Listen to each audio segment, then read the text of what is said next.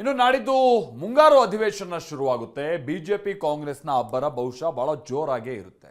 ಯಾಕಂದ್ರೆ ಬಿಡದಿ ವಿಚಾರದ ಜೊತೆಗೆ ಸಚಿವ ನಾಗೇಂದ್ರ ಅವರನ್ನ ಟಾರ್ಗೆಟ್ ಮಾಡೋದಕ್ಕೆ ಬಿಜೆಪಿ ಜೊತೆಗೆ ಅವರ ರಾಜೀನಾಮೆಗೆ ಪಟ್ಟು ಹಿಡಿಯೋದಕ್ಕೆ ನಿರ್ಧರಿಸಿದೆ. ಸಹಜವಾಗಿ ಸಾರ್ವಜನಿಕ ವಲಯದಲ್ಲೂ ಕೂಡ ಈ ವಿಚಾರ ಬಹಳ ಪ್ರಸ್ತಾಪದಲ್ಲಿದೆ.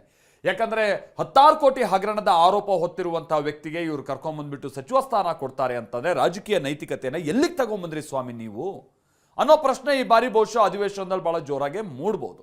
ಇದಕ್ಕಾಗಿ ಒಂದು ಬ್ಲೂ ಪ್ರಿಂಟ್ ಕೂಡ ರೆಡಿ ಆಗ್ತಾ ಇದ್ದು ಕಳಂಕಿತ ಸಚಿವ ಅಂತ ವಾಗ್ದಾಳಿಯನ್ನು ನಡೆಸೋದಕ್ಕೆ ಶುರು ಮಾಡಿದೆ ಬಿಜೆಪಿ.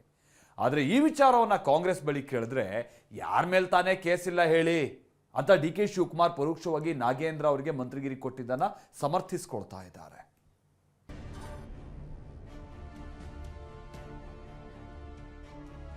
ಮಳೆಗಾಲದ ಅಧಿವೇಶನದಲ್ಲಿ ನಾಗೇಂದ್ರ ಟಾರ್ಗೆಟ್ಗೆ ಬಿಜೆಪಿ ಪ್ಲಾನ್. ಯಾವುದೇ ಕಾರಣಕ್ಕೂ ದಲಿತರ ಅಮೌಂಟ್ ತಿಂದಿರುವಂತ ರಾಜೀನಾಮೆಯನ್ನು ಕೊಡಲೇಬೇಕು. ಕಳಂಕಿತ ಸಚಿವ ಎಂದ ಕಮಲ ಪಡೆ, ಯಾರ ಮೇಲೆ ಕೇಸ್ ಇಲ್ಲ ಹೇಳಿ ಎಂದ ಡಿಕೆಶಿ.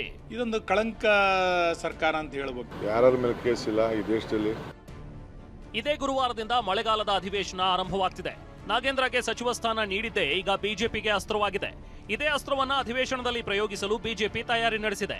ಆದರೆ ನಾಗೇಂದ್ರಗೆ ಸಚಿವ ಸ್ಥಾನ ನೀಡಿದ್ದನ್ನ ಸಮರ್ಥಿಸಿಕೊಂಡಿರೋ ಸಿಎಂ ಡಿಕೆಶಿ ಯಾರ ಮೇಲೆ ಕೇಸ್ ಇಲ್ಲ ಹೇಳಿ ಎಂದಿದ್ದಾರೆ. ಇದಕ್ಕೆ ತಿರುಗೇಟು ಕೊಟ್ಟಿರೋ ಸುನಿಲ್ ಕುಮಾರ್, ಆರೋಪ ಎಲ್ಲರ ಮೇಲಿರುತ್ತೆ, ಆದ್ರೆ ನಾಗೇಂದ್ರ ಮೇಲಿರೋದು ಸರ್ಕಾರದ ಖಜಾನೆ ಲೂಟಿ ಮಾಡಿದ ಆರೋಪ ಎಂದಿದ್ದಾರೆ.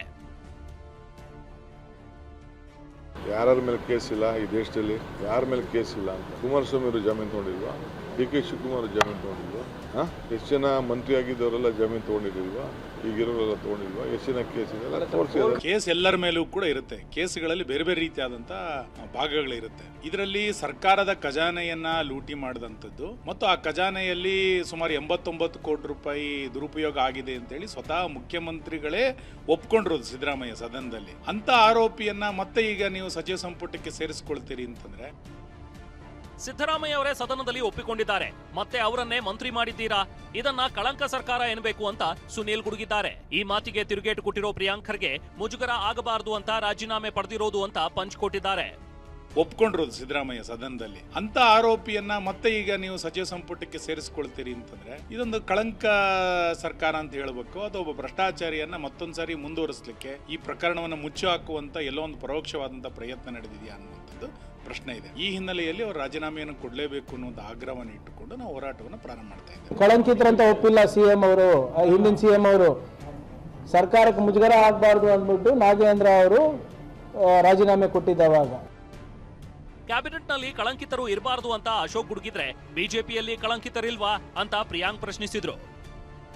ಈ ತರ ಕಳಂಕಿತ ಸಿಬಿಐ ಕೇಸು ಮತ್ತು ಕೋರ್ಟ್ ಆದೇಶವನ್ನ ಉಲ್ಲಂಘನೆ ಮಾಡಿ ಡೆಲ್ಲಿ ಬೇರೆ ಬೇರೆ ಕಡೆ ಓಡಾಡಿರುವಂತ ದಾಖಲೆಗಳು ಕೂಡ ಒಂದೊಂದೇ ಹೊರಗಡೆ ಬರ್ತಾ ಇದೆ. ದಲಿತರ ಅಮೌಂಟ್ ತಿಂದಿರುವಂತವರು ಯಾವುದೇ ಕಾರಣಕ್ಕೂ ಕ್ಯಾಬಿನೆಟ್ ಅಲ್ಲಿ ಇರೋಕೆ ಯೋಗ್ಯತೆ ಇರಲ್ಲ.